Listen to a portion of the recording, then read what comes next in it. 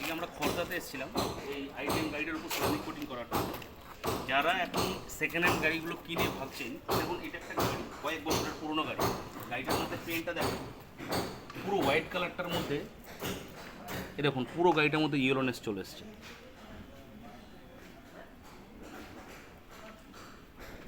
বুঝতে পারছেন তো? পুরোনো কয়েক বছরের পুরোনো গাড়ি যেগুলো প্রোটেকশন নেওয়া নেই, সেগুলো তো সাধারণত এই ধরনের ইয়েলোনেসটা আসবেই। তো যারা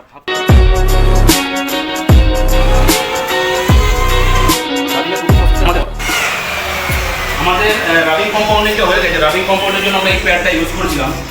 গাড়িটা এতটা রাফ যে কারণে পুরো প্যাডটাই আজকে ফিনিশ শেষ হয়ে গেছে আমাদের। যে প্যাডটার অবস্থা দেখুন, গাড়িটার মধ্যে এই ধরনের ডাস্ট পরিমাণ ছিল। তো এটা আমরা রাবিংয়ের জন্য ইউজ করেছি, দেন তারপরে আমরা এখন পলিশের জন্য, ভ্যাক্সের জন্য এই প্যাডটা ইউজ করবো।